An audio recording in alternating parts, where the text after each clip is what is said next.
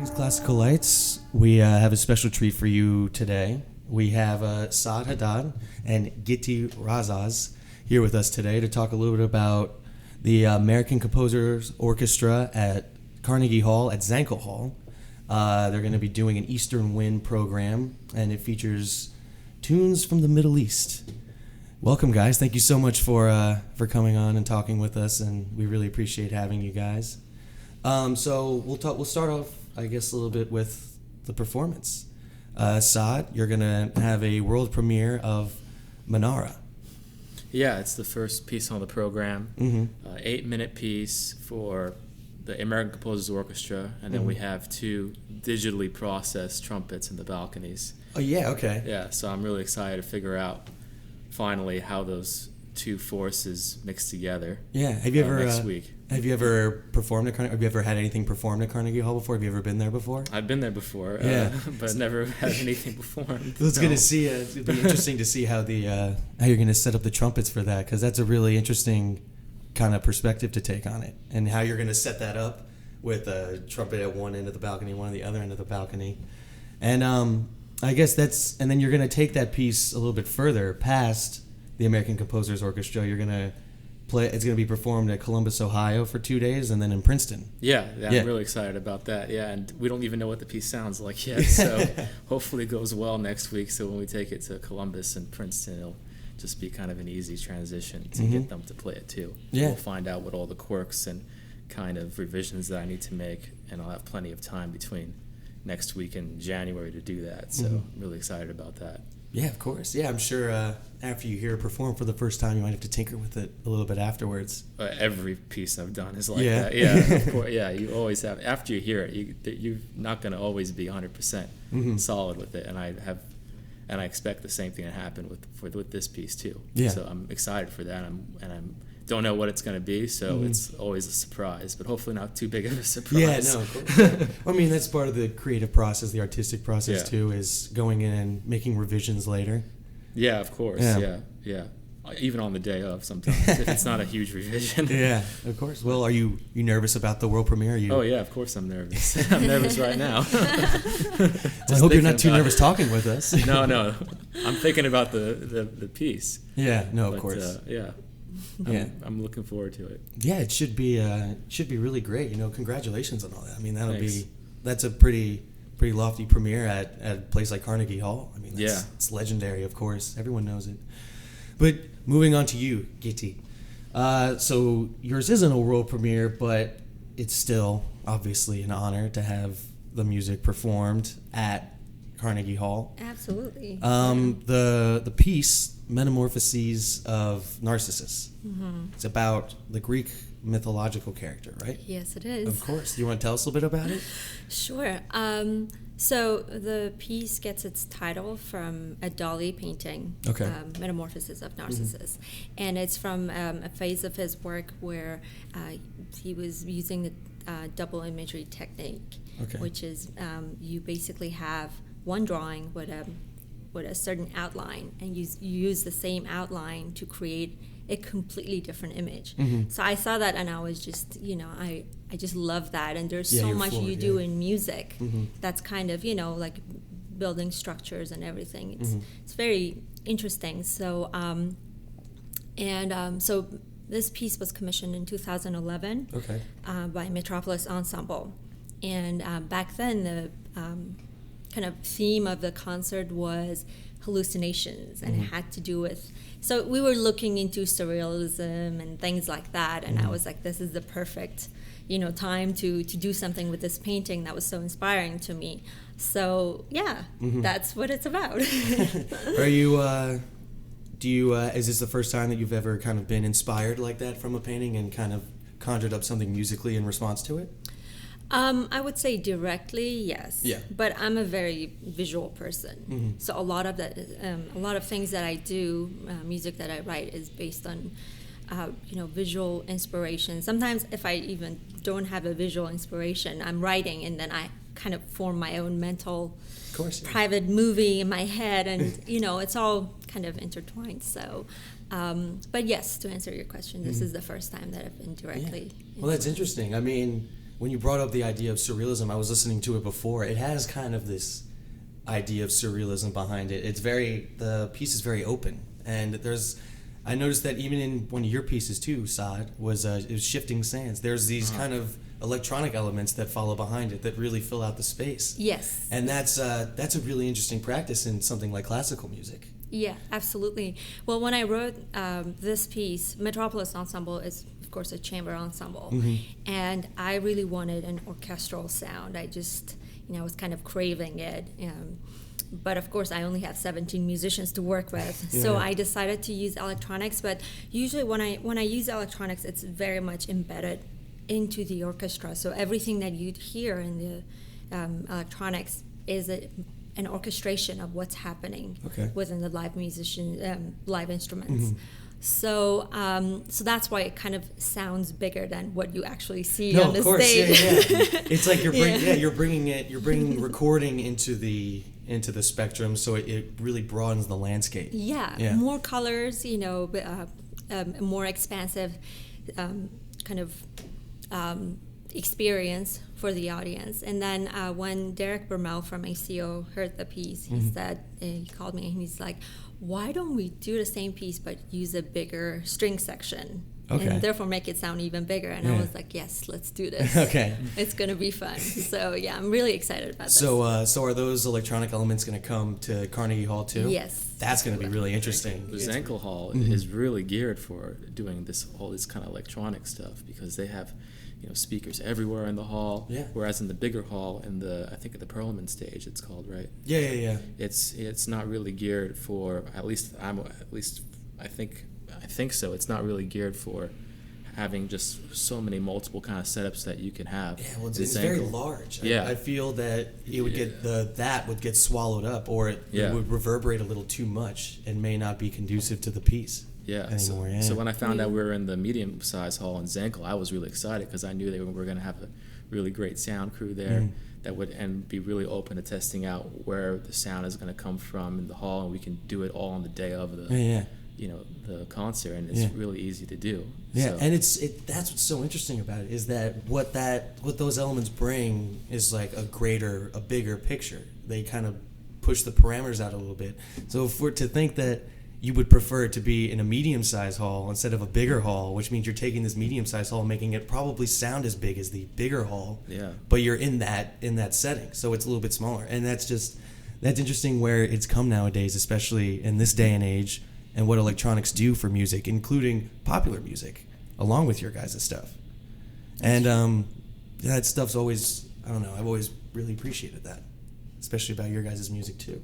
Yeah, it's a fun thing, and it's also just fun to work with it. It's very different. I don't know how Saad works with electronics, or what your methods are in terms of incorporating it into your music, but for me, usually it comes afterwards. I start incorporating everything. It really just like orchestration, except for sometimes I've done pieces where it's kind of like just recently I did a concerto for solo cello and electronics called Legend of Psy. It's a 20-minute piece for this cellist, and it was my first collaboration with a videographer as well. So there are parts of the piece where the cello is kind of playing the role of a soloist with this electronic orchestra.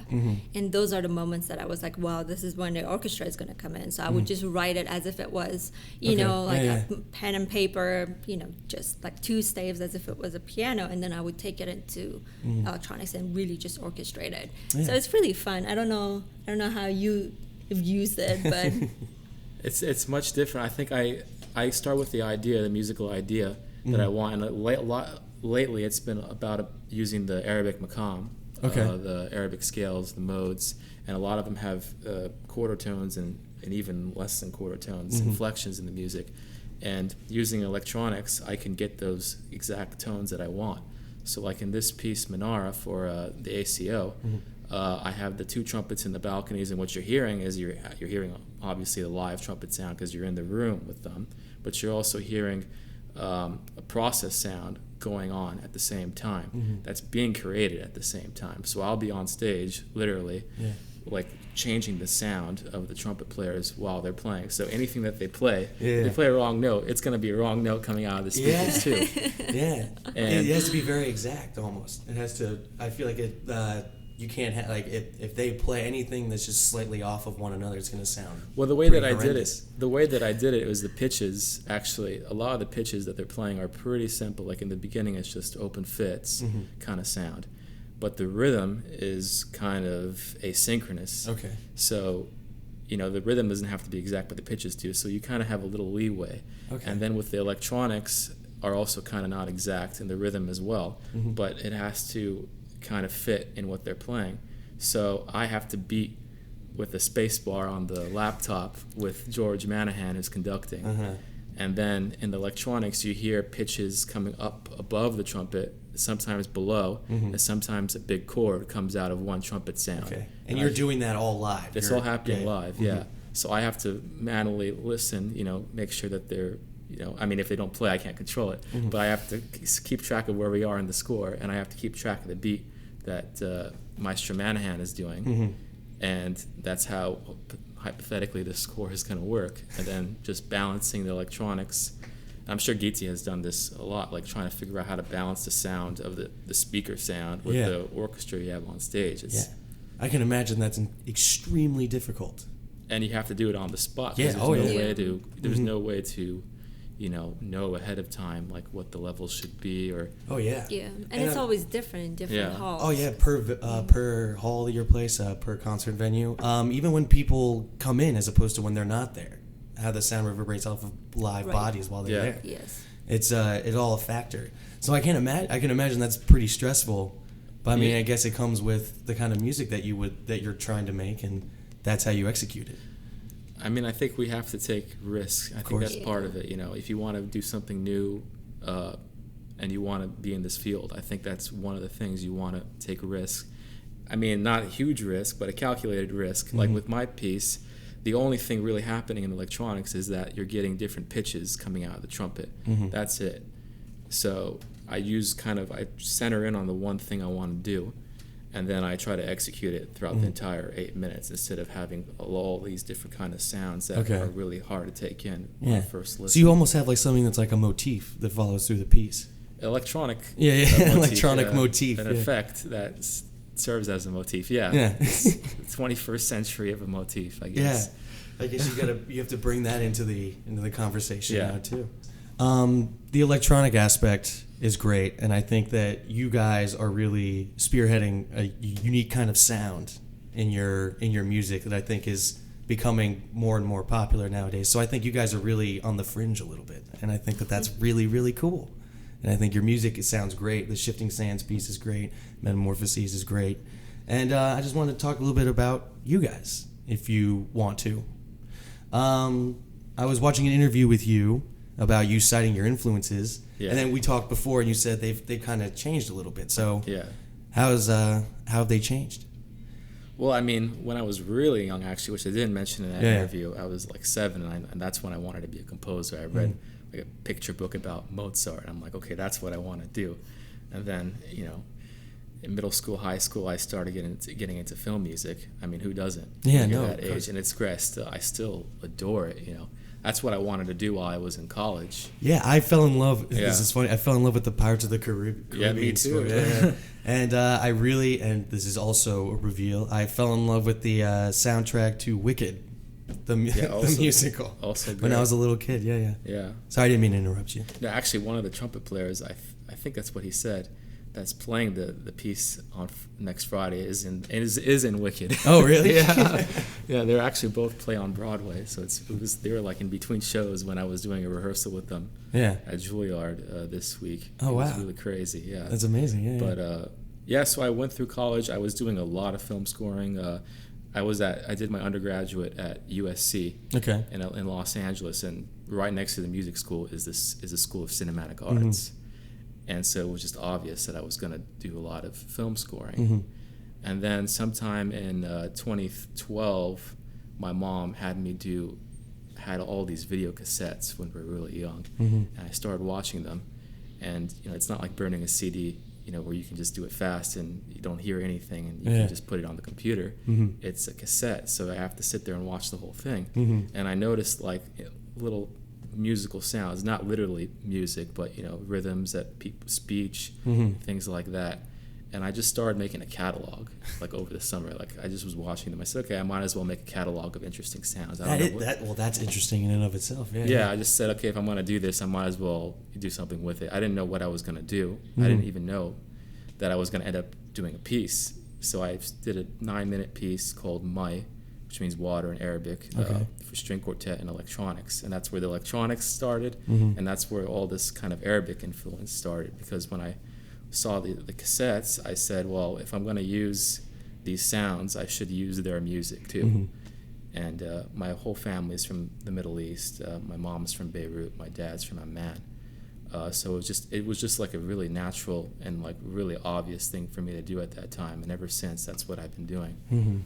That's great. Yeah, that's I don't think I've ever really heard someone like that kind of appropriating sound like that into their works. I've never heard someone use a video cassette to kind of be the basis of that kind of idea. Actually, after the fact, after the piece was done, I heard another composer, Ingram Marshall, that does a lot of this kind of stuff where he takes sound bites. But this was after the fact. And that he uses electronic sounds in a really cool way that where you don't even know when the electronics start and the acoustic music begins. Yeah. So that he's another big influence, especially after I wrote that piece. Yeah. Amazing. Yeah. Awesome. Gity, we didn't forget about you. We definitely want to talk to you now. Yeah. No, that was great. That was wonderful insight. It's fine. I'm napping. What about you? I read somewhere that you like Beth Custer. Yeah, that's one of the artists. I'm sure that's one of a million that probably have influenced you. Yeah, one of the non-classical, strictly classically trained artists that I've listened to before. But I think for me, and that's how I started music. It wasn't ever just one thing that got me started. It was just a sea of like kind of diving into music in general, whether it's classical, Western classical music or pop music, electronics. So for me, I think my influences in that sense are more subconscious. Gotcha. And less kind of like, here's a piece, I really like that. How come, maybe I should take that and then do it this way. It's something that you just sort of take in and you don't really notice. It kind of, through listening on osmosis, you kind of absorb some kind of some meaning behind it that comes out later, but nothing that you're voluntarily trying to take in. Yeah, I mean, I think that hasn't happened yet. Okay. Although I have heard very recently, I heard some, it's a Persian movie, and the soundtrack has this just one magical moment that I can't even say what instrument it is, whether it's voice or a traditional instrument. It almost sounds like a didgeridoo, but somebody with their voice creating that. And I was like, oh my God, this is fantastic. I want to use that in my music, or I want to create something like that. But the rest, I think it's always been like that, just taking everything in and just, coming up with my own version of, whatever affected me the most. Of course, yeah. Yeah. Well, those are great insights. Yeah, thanks a lot. Yeah. Sure. Great answers. Thank you so much. And thank you guys so much for coming in. Well, you guys are going to be playing, it's April 1st at Carnegie Hall at Zankel Hall, the medium-sized hall that you guys are going to expand. Bigger than I was at the Perlman stage? Yeah. Perlman stage? Yeah, you're going to make it bigger than that. But thank you guys for coming in again. We really appreciate it. And, until next time, I guess.